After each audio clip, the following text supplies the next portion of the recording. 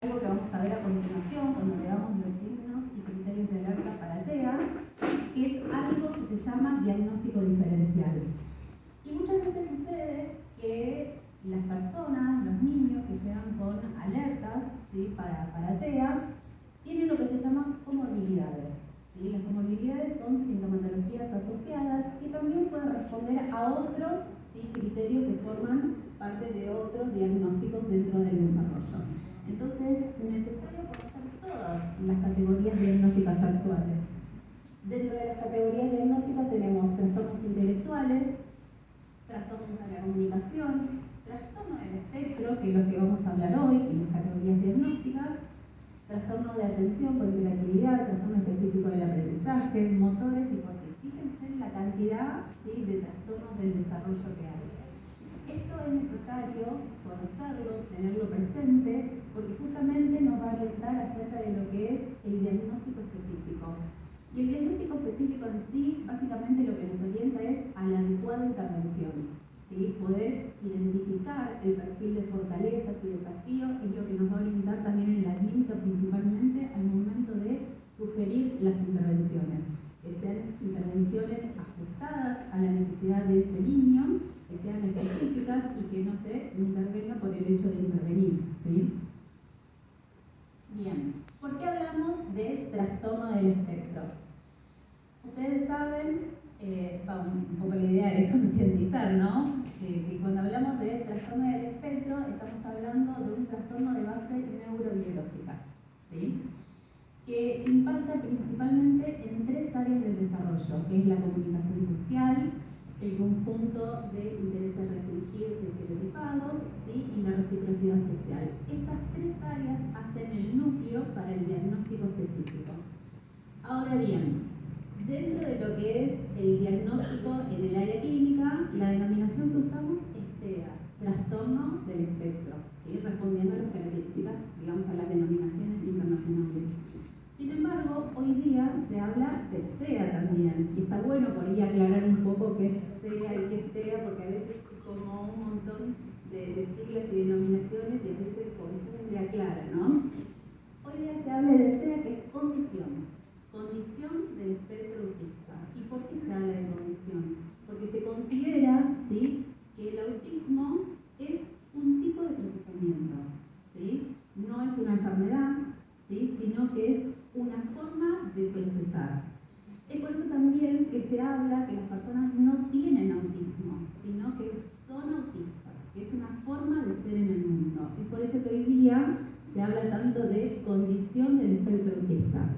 Sin embargo, nosotros a lo largo de la jornada vamos a usar la denominación TEA, que es trastorno del espectro, porque básicamente vamos a tener en cuenta los criterios diagnósticos que son los que se usan en la clínica. Entonces, dentro del área clínica usamos esa denominación. Pero está bueno que tengan en cuenta que a nivel social se está empezando a hablar mucho de SEA, que es condición, ¿sí? Bien, esto me pareció súper gráfico, ¿no?, para poder entender justamente qué es el espectro, qué es esta condición. Generalmente, cuando hablábamos de autismo, se pensaba como en esa línea de arriba, ¿no? ¿Sí? La persona es más autista o menos autista. Y se hablaba como niveles de severidad, ¿sí?, como autismo severo, autismo moderado, autismo leve. Sin embargo, actualmente, ¿sí?, gracias a el entendimiento que se hizo del procesamiento cognitivo, ¿sí?, del perfil de fortalezas y desafíos, se entendió que el espectro en realidad es así, circular, y ahora vamos a ver por qué. Vamos a ver que en realidad lo que se pone en juego son el perfil de fortalezas que va a tener esa persona, ¿sí?, y también obviamente los desafíos. Tal vez una persona pueda llegar a tener muchos más desafíos en la comunicación, ¿sí?, o en los aspectos sensoriales, y poder compensar con otras habilidades, ¿sí? Yo sé cómo que señalar la imaginación. Ahí está. Me siento bien. Ahí estamos. Sí, ahí vamos, mira. Sí, a eso. Entonces, este mapa, ¿sí?, de fortalezas y desafíos es justamente lo que vamos a obtener en las evaluaciones. Ahora que descubrí esto voy a estar haciendo, olvídense. básicamente lo que hacemos en la evaluación. Si alguien en algún momento tal vez accedió a alguna de las evaluaciones que hacemos en nuestra unidad, son evaluaciones como choclaza de 20 hojas y que van a escribir esta gente. Bueno, no, en realidad apunta a esto, a poder describir en cada una de las áreas cuáles son esas fortalezas, cuáles son esos desafíos. Si bien en algunas ocasiones vamos a llegar a un diagnóstico, otras veces no, pero vamos a hablar de cuáles son los desafíos y las fortalezas de ese niño para poder sugerir las intervenciones, ¿sí? Vieron que cuando les dije acerca de los criterios diagnósticos, les dije que TEA es un trastorno neurobiológico con afectación de 3 áreas principales, que es la interacción social, el repertorio de conductas restringidas y repetitivas y la comunicación. Esta triada es lo que va a dar, ¿sí?, las pautas para el diagnóstico. Sí o sí tenemos que encontrar afectación o déficit de estas 3 áreas. Ahora bien, cuando los chicos llegan a la consulta, no es tan limpio observar esto, ¿sí?, porque encontramos un montón de lo que se llaman comorbilidades, ¿sí?, en el área motriz, ¿sí?, niños con mucha hiper o hipoactividad. En lo sensorial, a veces es muy marcado, ¿sí?, el repertorio sensorial de desafíos sensoriales que presentan los niños con desafíos en el desarrollo. Y también encontramos afectación en el área cognitiva, ¿sí? Y acá puede variar, niños con mucho déficit cognitivo a niños con muchas habilidades cognitivas. Sin embargo, es bueno tener en cuenta en la clínica que esto, y eso que está en azul, forma parte de lo que llamamos comorbilidades. Y acá es donde los clínicos tenemos en cuenta estas características, este perfil, para poder establecer el diagnóstico diferencial. Cuando hablamos de diagnóstico diferencial, básicamente es entender en qué medida se da la afectación en el caso de que la sospecha sea TEA, en la triada, ¿sí?, porque muchas veces puede pasar que el niño llegue con déficit, por ejemplo, desafío en la interacción social, en la comunicación, pero no se presente conjuntos de conductas restringidas o repetitivas, ¿sí? Entonces eso en la clínica sabemos que no se está cumpliendo el criterio nuclear para diagnóstico, entonces probablemente este perfil sea de déficit en la comunicación y nos lleva a uno de los criterios diagnósticos, que es trastorno de la comunicación, ¿sí? Sí o sí, para TEA tiene que haber afectación en las 3 áreas. Puede pasar también que sea un niño que tenga mucho déficit, sí, que tenga mucho déficit a nivel intelectual, que tenga afectación en la comunicación, la socialización y tenga ciertos criterios de inflexibilidad con algunas conductas. Sin embargo, esto llega a ser más severo, más significativo, más desafiante. Entonces ahí, a lo que se arriba, hace el diagnóstico de trastorno intelectual. Eso es lo que llamamos diagnóstico diferencial. Entender cuáles son, digamos, de todas las áreas las más afectadas, que van a ponderar, digamos, el diagnóstico, para poder llegar. Porque muchas veces pasa que es un niño con trastorno intelectual, pero también va a presentar afectación de las áreas. Sin embargo, los criterios diagnósticos me dicen es mayor la afectación de esta área. Entonces no cumple condición para TEA, pero sí para trastorno intelectual. Fíjense que es todo como un trabajo de artesanía y armando el rompecabezas en cuanto a diagnóstico. Por eso básicamente lo que nos orienta, más allá de hacer el diagnóstico, es nuevamente pensar las intervenciones, ¿sí?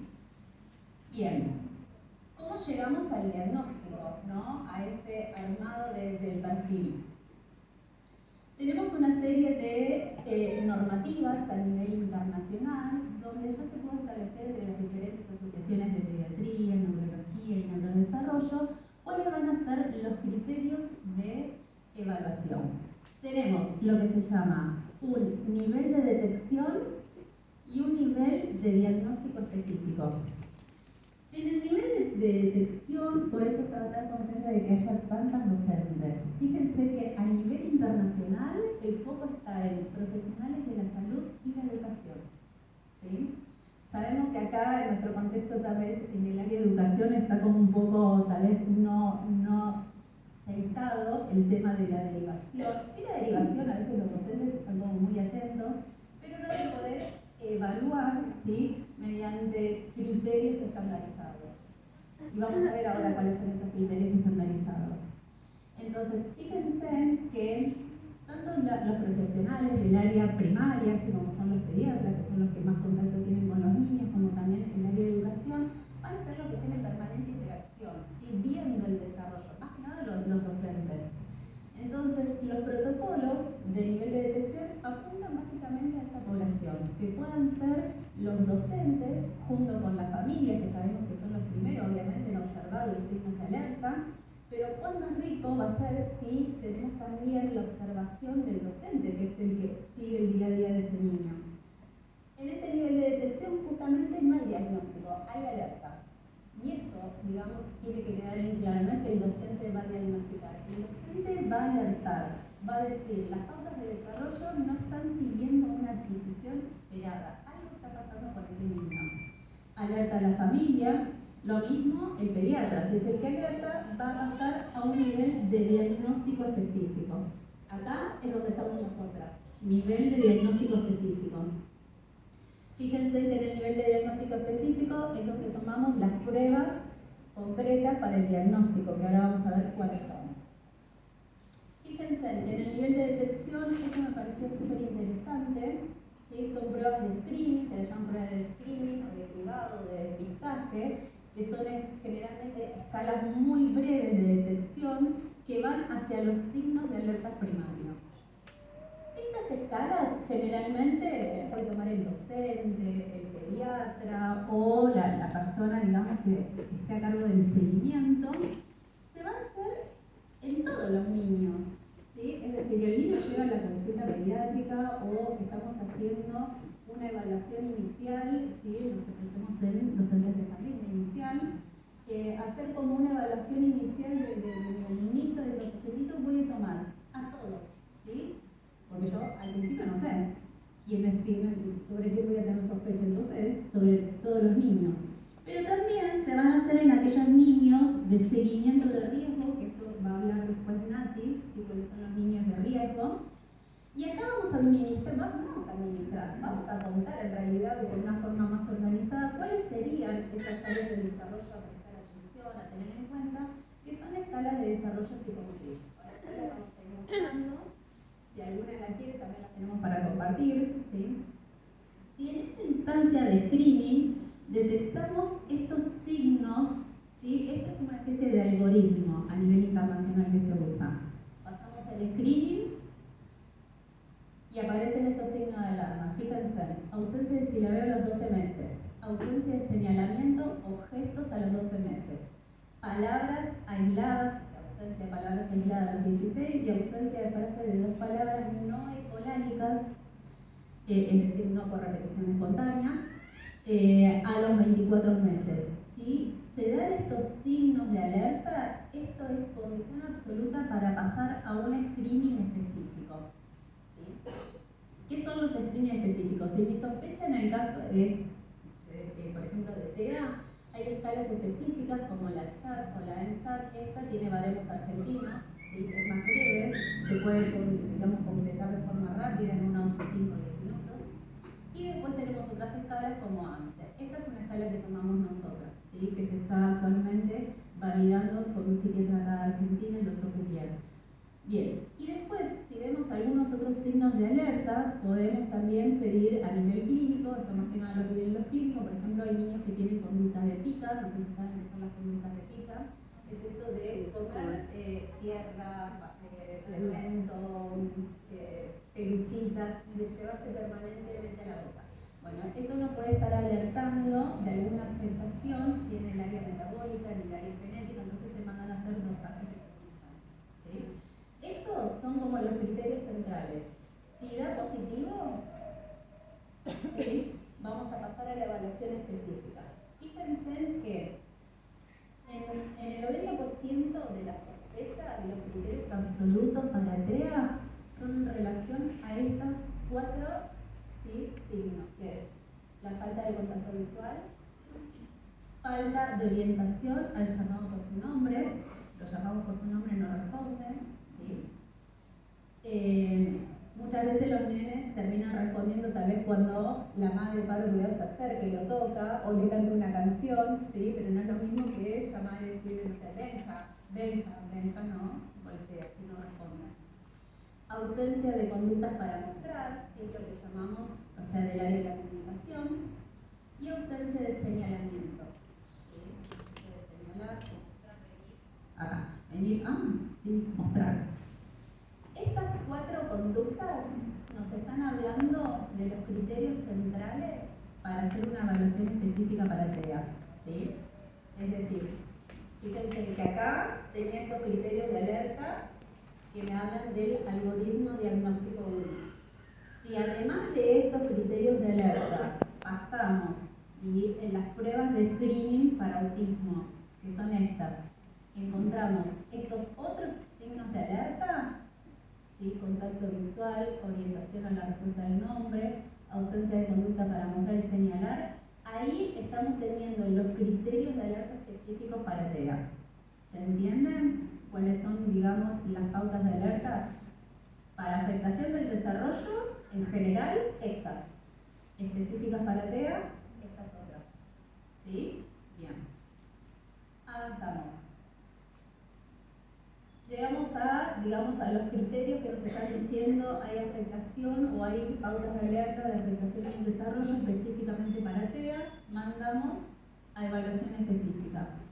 Y dentro de lo que es el área de diagnóstico y evaluación específica, vamos a tener también niveles de evaluación. Y esto me parece súper importante poder aclararlo, porque hoy día se mandan a hacer generalmente cuando vamos al neurólogo, ¿sí? o al psiquiatra o al especialista que deriva de esta área, piden pruebas específicas. ¿Sí? Por ahí los papás salen de la consulta con la orden que dice solicito evaluación a A2, que es la prueba específica para la detección del espectro. Sin embargo, cuando nos llega a nosotros, los clínicos de esas órdenes, nos quedamos así con qué disgusto. Que digo, vamos a ver por qué es el disgusto. Porque A2 es una prueba que llamamos de nivel 3, de evaluación específica. ¿Sí? Es una herramienta que de forma aislada no me sirve para nada. Un niño que tiene un A2 positivo no es criterio clínico diagnóstico para autismo. ¿Por qué? Porque hay otros, recuerden que estábamos hablando de las comorbilidades, hay otros trastornos del desarrollo que también pueden tener afectación de las mismas áreas, ¿sí? De la comunicación, de la socialización. Entonces, que un A2 me dé positivo no significa que se cumple el criterio diagnóstico para autismo. De hecho, puede ser un niño con discapacidad intelectual que el A2 le da positivo y sin embargo no puede decir que es autismo. Es un niño con trastorno intelectual que tiene afectación de las mismas áreas. ¿Se entiende la diferencia? Eso va bien después de intervención. Entonces ya estamos partiendo ahí de una mala comprensión diagnóstica. Para que la evaluación sea efectiva, voy a hacer lo que se llama una evaluación neuropsicológica. Y ahora vamos a ver cuál es la diferencia. Si el neurólogo o el especialista pide solamente evaluación A2 y nosotros vemos eso, quienes nos dedicamos al diagnóstico específico nos llegan los pacientes y le explicamos a la familia. Mira, el neurólogo te pidió esto porque tiene sospecha, pero en realidad tenemos que hacer una evaluación ampliada y le explicamos en qué consiste esa evaluación ampliada. Pero el riesgo está que muchas veces las familias recurren a las obras sociales y la obra social debe hacer esa prueba específica.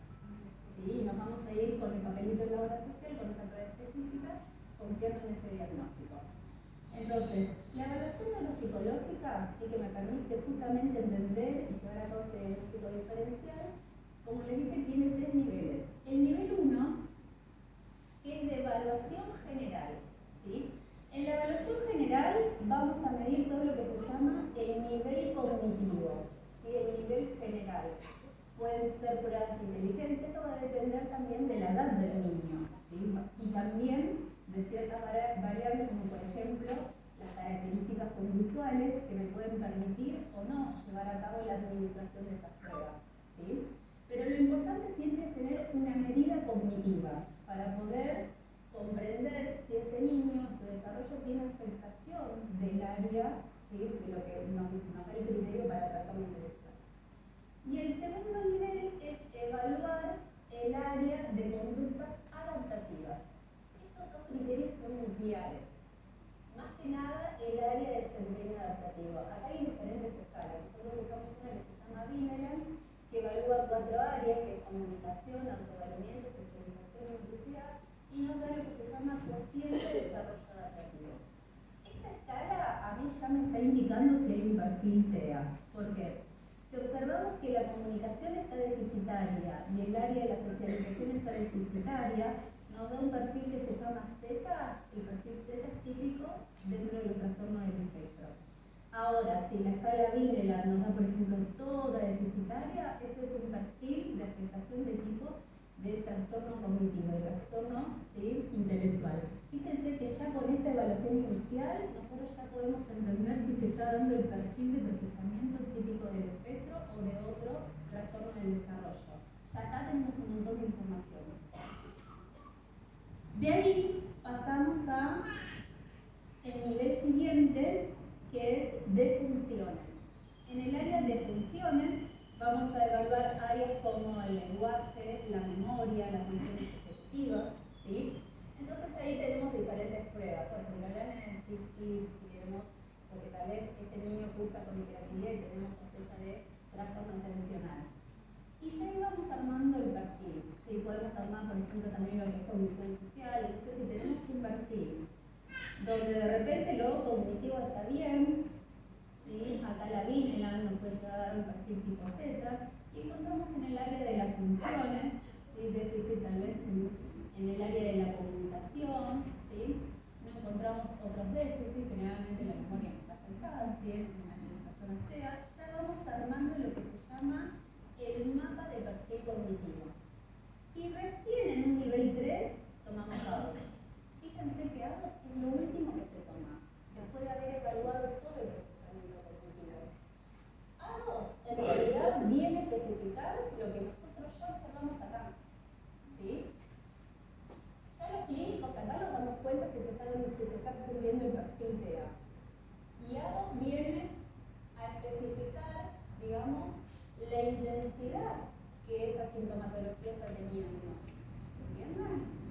Fíjense que esto es lo último. Inclusive, a ver, en lo que es desarrollo, digamos, en lo que es diagnóstico, tenemos una ley que nos dice la clínica soberana. La clínica soberana significa los criterios diagnósticos se cumplen, perfecto. Las herramientas, los instrumentos vienen a sumar información, pero no es necesario esto para llegar a mi diagnóstico. Los clínicos, si ya vemos que se cumple todo el criterio diagnóstico, contamos con la capacidad y la posibilidad de diagnosticar teniendo o no la prueba. Obvio que si tenemos esto es un montón, es como la gloria, porque esto nos especifica un montón el diagnóstico, bien como estarían afectadas las áreas, ¿sí? Pero, digamos, no es lo fundamental para el diagnóstico. ¿Sí? Ay, perdón, me olvidé el micrófono. Bien. Bueno, ahí ya tendríamos un poco el recorrido. La idea de esto, a ver, esto requiere formación específica, cada una de estas pruebas requiere formación específica, pero lo que me parecía más importante era que ustedes como profesionales, como docentes, porque a veces los padres que recién empiezan en este proceso, como que están como confundidos, va el neurólogo, le piden prueba ADOS, si no accede a la prueba ADOS está todo mal. No, entonces está bueno que ustedes tal vez cuenten con esta información para llevar tranquilidad y para también saber cuál es el proceso. Es un proceso, sí implica varios pasos. Entonces, a ver, pasamos por un nivel de detección, sí, dio positivo. Bueno, a ver, se hizo una evaluación general, se evaluaron las diferentes áreas, estamos en condiciones, ¿sí?, de poder entender que se llevaron a cabo todo el algoritmo diagnóstico para el diagnóstico certero, ¿sí?, y poder también orientar, esto que les decía, de hecho nos pasó ayer una familia que llegó solamente con una voz para el diagnóstico, ¿sí?, poder explicarle a esta familia de que, bueno, a ver, está bueno el voz, pero también está bueno poder ver si se cumple esto de poder haber realizado un criterio diagnóstico diferencial, ¿sí?, siempre teniendo en cuenta el objetivo de que el diagnóstico, más allá de la etiqueta, que es lo que menos nos interesa, en realidad nos va a orientar a la intervención correcta, ¿sí? El poder ver esto, que es el perfil de desafíos y fortalezas, nos va a orientar al momento de sugerir las intervenciones y qué tipo de intervenciones vamos a realizar. ¿Vamos? Bien. Ahora Nati que nos parece súper interesante, va a hablar justamente un poco de lo que es intervención temprana. ¿Vieron sobre el nivel 1 que hablábamos de criterios de alerta? Bueno, ella va a nombrar las pruebas y va a nombrar, digamos, en esa población de riesgo cuál es el procedimiento o la vía de intervención. ¿Estamos? Una consulta, perdón. Sí. ¿El ADI es otro más o es alguno de los que... Es complementario al ADOS. En realidad vos en la evaluación generalmente los médicos mandan ADOS y ADR, ¿sí? La diferencia es que el ADOS es un instrumento que lo toma el clínico, ¿sí? Ambas pruebas para su administración requieren la certificación, el profesional debe estar certificado. El ADOS se toma en el contexto de consultorio, es una toma única que puede durar de 40 minutos a una hora, dependiendo de las características del niño, de la persona, porque inclusive se toma, digamos, desde muy pequeño hasta adulto se toma ADOS, ¿sí? Y el ADR es una entrevista de desarrollo que se toma a la familia, ¿sí? Los criterios diagnósticos lo que nos piden es que más allá de la observación clínica también se cumpla, digamos, la observación de reporte en otras áreas o contextos. Es decir, lo que nosotros los clínicos observamos en el reporte de la evaluación se tiene que estar replicando en otros contextos y lo tiene que ver con la familia. Generalmente la significativa sí que está todo el día, el tiempo. Entonces por eso que se complementan ADOS más ADR. Lo que tiene ADR es que es muy larga, nadie la quiere tomar porque es un plomazo literal, dura 3 horas, que te preguntas absolutamente todo. Entonces lo que hacemos los clínicos muchas veces es complementar con otras escalas de desarrollo, la Vineland, que también es un reporte muy bueno, y ya teniendo una Vineland,